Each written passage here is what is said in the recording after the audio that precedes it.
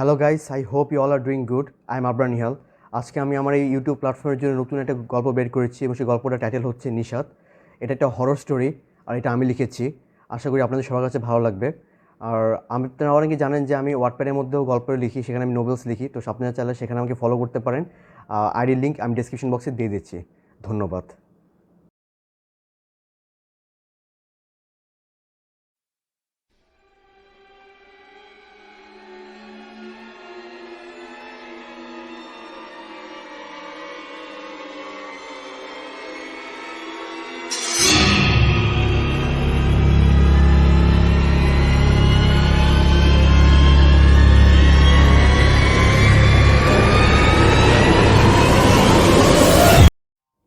আজকে আমার গল্পের মূল চরিত্র হচ্ছে নিশাত। নিশাতের জীবনে ঘটে যাওয়া এক ভৌতিক কাহিনীকে কেন্দ্র করে আজকে আমার এক গল্প। এই গল্পকে নিশাত তার জীবনে অংশ বানানোর জন্য মোটেও প্রস্তুত ছিলেন না। কিন্তু কথা আছে না, আপনি যাকে জীবনে অংশ বানাবেন না, সেই আপনি জীবনের অংশ হয়ে যাবে। নিশাতের জীবনে কিছুটা এমনই ঘটে। নিশাত কোনোদিনও কোনো ভৌতিক কাহিনী বা গল্পে বিশ্বাস করতেন না। ছোটোবেলায় তার মা বাবা তাকে যখন দু একটা ভূতের কাহিনী শোনাতো, তিনি হাসতো, একটু ভয় পেত না। সে বলতো, এগুলো তো সব কাল্পনিক, বাস্তবতা কোথায়? এ তো মানুষ দ্বারা বানানো। কোনোদিন কি সম্ভব কারো আত্মা এভাবে আসবে এবং আপনি কীভাবে ভয় দেখাবে? সব কিছু মিথ্যে। কিন্তু নিশাতের জীবনে কিছুটা এরকম ঘটে যে নিশাতের চিন্তাভাবনা বদলাতে সাহায্য করে। কেন কি, তিনি যেখানে ভূতকে বিশ্বাস করতেন না, তিনি এখন নিজেই বলে যে হ্যাঁ, ভৌতিক কাহিনী ঘটে। কিন্তু সেখানে সবচেয়ে বড় গুরুত্বপূর্ণ কথা হচ্ছে যে নিশাত এগুলোকে বিশ্বাস করলেও সে এটাও বিশ্বাস করে যে ভূতের শক্তি কোনো সময় মানুষের ভিতরে যে পবিত্রতাটা আছে, মানুষের ভিতরে যে শক্তিটা আছে, তার থেকে বড় হতে পারে না। নিশাতের জীবনে কী ঘটেছে যে তার ভিতরে এতগুলো পরিবর্তন আসলো, আজকে আপনাকে এই কাহিনীটি জানাবো। নিশাত ঢাকায় সেটেল প্রায় 5 থেকে 7 বছর হয়ে গেল। এক কোম্পানিতে তিনি জব করছিল। সেই কোম্পানিতে তাকে ভালোই স্যালারি দেওয়া হতো। কেন কি, তিনি সেই কোম্পানিতে অ্যাজ এ কম্পিউটার ইঞ্জিনিয়ার হিসেবে অ্যাপয়েন্টেড হন। তিনি কাজে ছিলেন খুবই পারদর্শী এবং পাঞ্চুয়াল। আপনি বলতে পারেন নিশাত ছিল সবার জন্য এক উদাহরণ। এবং তারই সাথে তিনি সবার সাথে হাসি ঠাট্টা করতে ওস্তাদ ছিলেন।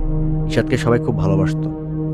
কিন্তু তার জীবনে কিছু এমন ঘটনা ঘটে যেরপর নিশাত তার স্বাভাবিকতাকে হারিয়ে ফেলে। এটাই সে রাতের গল্প যে নিশাতের সাথে ঘটে গিয়েছিল। নিশাত ডেস্কটপ কম্পিউটারে বসে তার কাজই করছিলেন। নিশাতের একটা ভালো অভ্যাস ছিল, মানুষ যেখানে ডেডলাইন শেষ হয় ঠিক 1 ঘন্টা আগে অথবা দেখা গেছে একদিন আগে শেষ করত, নিশাত সেখানে একটা কাজ যদি পেত প্রজেক্ট হিসাবে, সেই কাজটিকে সে 3 থেকে 4 দিন আগে ফিনিশ করে দিত।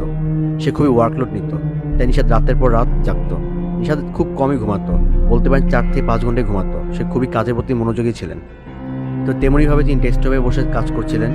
তার কম্পিউটারে বসে প্রজেক্ট ফাইল সাবমিশন করার জন্য তিনি ট্রাই করছিলেন, যাতে তিনি সিইওকে দেখাতে পারেন, সিইওদের কোম্পানি ছিল, যে তার কাজ ঠিক আছে কি ঠিক নেই, এবং কোনো ধরনের যদি ত্রুটি থাকে তাহলে সেটা যাতে সংশোধন করার জন্য তাকে লেটার পাঠায় বা ইমেল পাঠায়। ঠিক সেই সময় নিশাতের যে ফোন ছিল সেখানে হঠাৎ করে একটা নোটিফিকেশন আসে।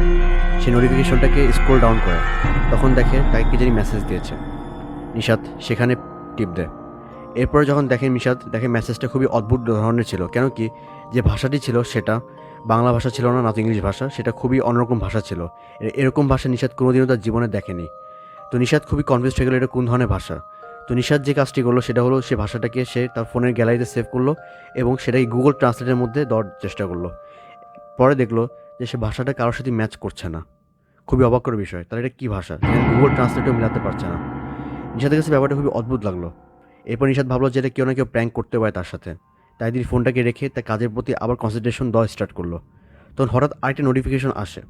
তখন নিশাত আবার স্ক্রল ডাউন করে। তখন চ্যাট ওপেন করে নিশাত দেখে যে সেখানে একদম একটা রেড কালার দিয়ে কিছু লেখা আছে এবং সেই ভাষায় লেখা আছে, কিন্তু কোনো এক দেওয়ালের মধ্যে। নিশাত তখন খুবই অবাক হয়, তার কাছে দেওয়ালটা খুব চেনা চেনা মনে হয়। তখন নিশাত হঠাৎ করে তার বাসার পিছে গেল, মানে তার বলতে পারেন তার রেস্টরুমের যে পিছে ছিল সে জায়গায় গেল, এবং সেখানে যে দেওয়ালটা যেরকম দেখতে নিশাতের যে ফোনে যে ফটোটা সেন্ড করেছিল যে কেউই, সেটাও ঠিক সেরকমই দেখতে। তাই নিশাত খুবই শকড হলো। তারপর দেখলো যে সেই দেওয়ালের মধ্যে লাল কালি দিয়ে যেন কিছু লিখেছে। নিশাত ভাবলো কি এটা রক্ত নাকি আবার, কিন্তু নিশাত যখন নাকি একটু ঘ্রাণ শুনলো তখন দেখলো যে না, এটা রক্ত না, এটা লাল কালি দিয়ে লেখা। নিশাতের কাছে মনে হলো তার সাথে কেউ ইয়ার্কি করছে। তাই নিশাত খুবই ক্ষেপে যায়। সে ভাবে এই ইয়ার্কির বিরুদ্ধে সে কিছু একটা করবে। নিশাত এই সব কিছু বলে আবার আগের মতো তার কাজের প্রতি মনোযোগ দিল। সেইগুলো কিছুকে নিয়ে ভাবলই না। তিনি একটুখানি কফিতে চুমুক দিচ্ছিল। ঠিক সেই সময় তার ফোনে কে জানি মেসেজ দিল। সে মেসেজটাকে অন করলো, দেখলো সেই আইডি থেকে তাকে আবার একটি মেসেজ দিয়েছে, সে আননোন আইডি থেকে, এবং সেই ধরনেরই লেটার লিখেছে, যে লেটারটা নাকি সে বুঝতে পারছে না যেটা ভাষা কোত্থেকে এসেছে। সে গুগলে যতবারই সেই লেটারটাকে পাবলিশ করে দেখে যে গুগল বলছে নো রেজাল্টস ফাউন্ড। সে অনেকগুলো উইকিপিডিয়া আর্টিকেলস থেকেও ট্রাই করতেছিল সার্চ করার, কিন্তু কোনো ধরনের রেজাল্টসই আসছিল না। হি ওয়াজ ফেল্ড। সে ভাবছিল যে তার ফ্রেন্ডই তার সাথে এটা ফান করছে, তাই তিনি ফোনটাকে রেখে তার কাজের প্রতি আবার মনোযোগী হলো। তখন সে ভাবছিল যে হয়তো এমন হতে পারে যে আমি খুবই কাজ করছি বলে কাজের চাপে আমি আসলে ঠিকমতো সার্চ করতে পারিনি, হয়তো আমি এমন হতে পারি ভাষাটাকে জানতেও পারি, কেন কি কোনো মানুষই তো একদম অজানা ভাষা ব্যবহার করতে পারে না, তাও প্র্যাঙ্ক করার জন্য। আর এটা কোন আইডি, এই আইডিটাকে বের করতে হবে যেমনি হোক না কেন। তো নিশাদ কাজ করছিল। তো হঠাৎ করে যেটা হলো, নিশাদ ভাবলো যে আজকে একটু তাড়াতাড়ি ঘুমিয়ে যাই, কেন কি অ্যাজ আমার কাজ এখনো শেষ, তো লাভটা কি, আর একটু ঘুমাই। তো নিশাদ সব কিছু অফ করে যেভাবে ঘুমাতে যাচ্ছিল তখনই হঠাৎ করে নিশাদের রান্নাঘর থেকে একটা সাউন্ড আসে। তখন নিশাদ আবার শকড হয়, যেমন আগে শকড হয়েছিল যখন নাকি তার আরেক রুম থেকে শব্দ আসছিল এবং সে যে দেখে যে সেখানে লাল কালি দেখে যেন কিছু লিখে দিয়েছে। তো নিশাদ ভাবলো যে এরকম শব্দ আবার আসার কারণটা কি। নিশাদ ঠিক তখনই আবার গেল তার রান্নাঘরের মধ্যে। তখন নিশাদ দেখলো যে সেখানে লাল কালি দিয়ে যে তার রান্নাঘরের বেসিনের উপরে যে এক আয়না রয়েছে, যেটার মধ্যে লেখা রয়েছে যে তোমার মৃত্যু শয়তানের দ্বারা হবে, তা আবার লাল কালি দিয়ে।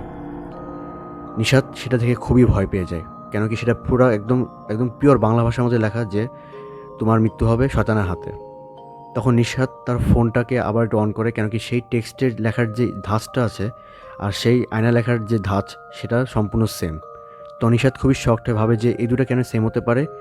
যখন নাকি তার ফোনের দিকে তাকায়, একটু পরে দেখলো আয়নার দিকে তাকিয়ে দেখলো যে আয়নার যে লেখাটা ছিল সেটা মুছে গেল। ঠিক সেই সময় দেখলো ফোনের মধ্যেও সেই মেসেজটা তাকে যেন কেউ সেন্ডই করেনি। নিশাদ খুবই শকড ছিল যেটা হলোটা কি। একই সাথে সব ধরনের কিছু মুছে গেল, যেন মনে হয় নিশাদকে বোঝানোই অপেক্ষা ছিল সেই যার কারণে নাকি নিশাদ বোঝার পরেই সব কিছু মুছে গেল।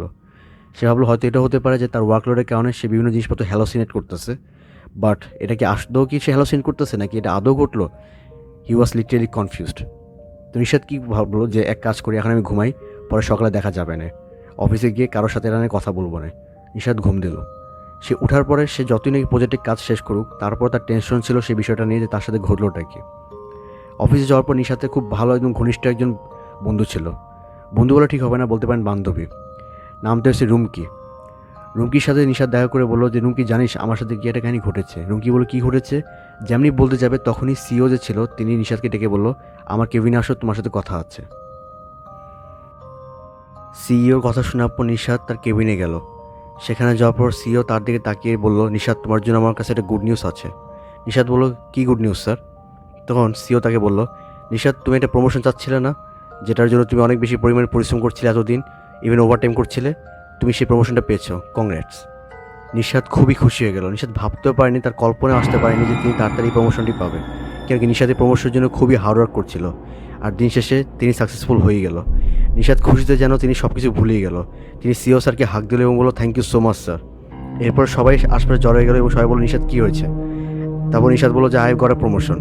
তখন সবাই এত খুশি ছিল যে কেন কি নিশাদকে সবাই খুব ভালো হিসেবে জানে যে তিনি খুব পরিশ্রমী, আর সেখানে নিশাদ প্রমোশনও পেয়ে গেল।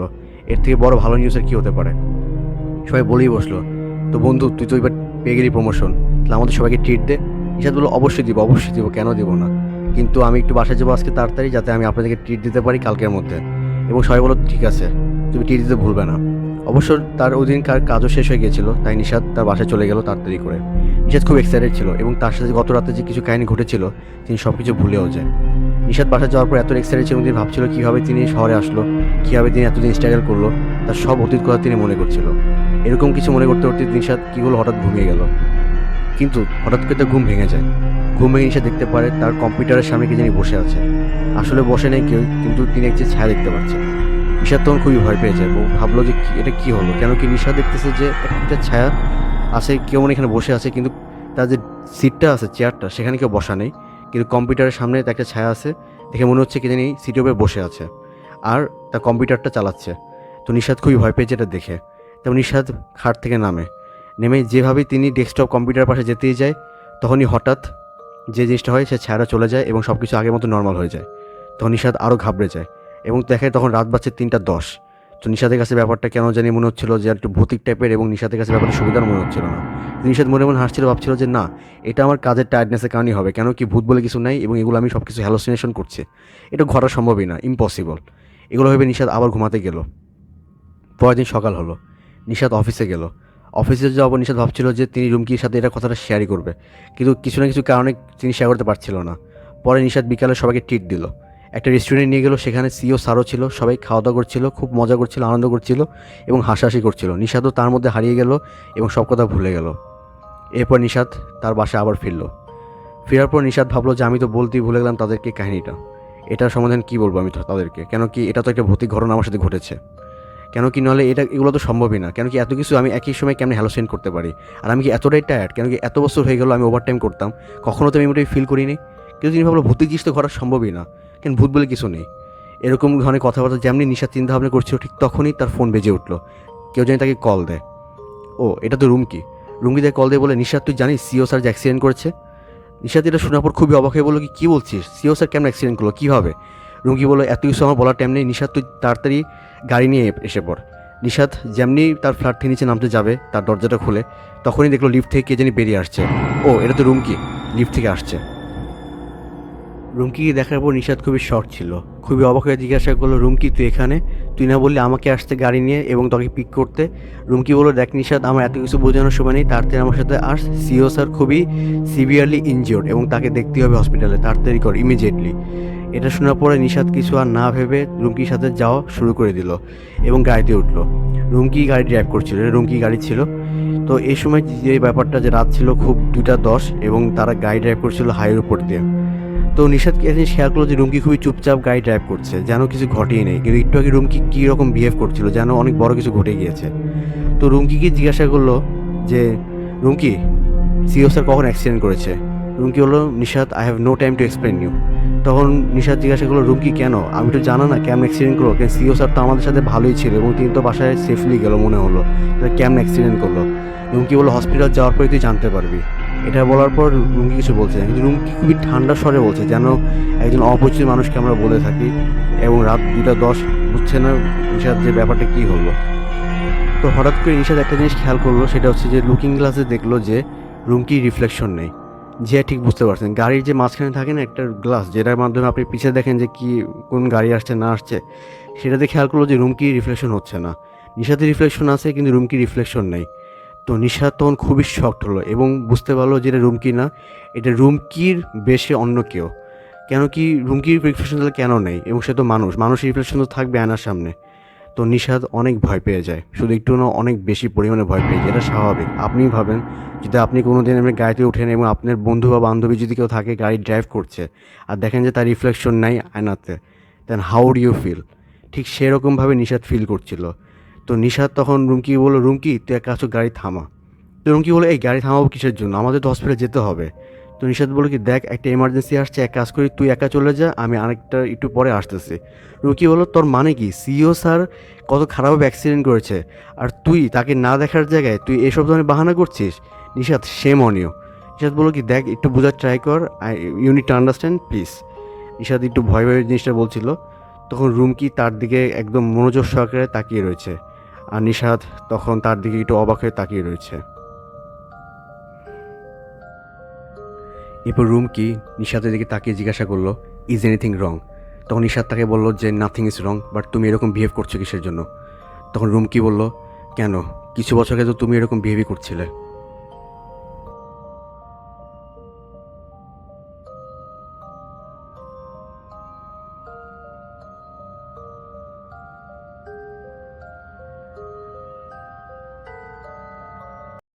So that's it for today guys. আশা করি গল্পটা আপনাদের সবার কাছে ভালো লাগবে।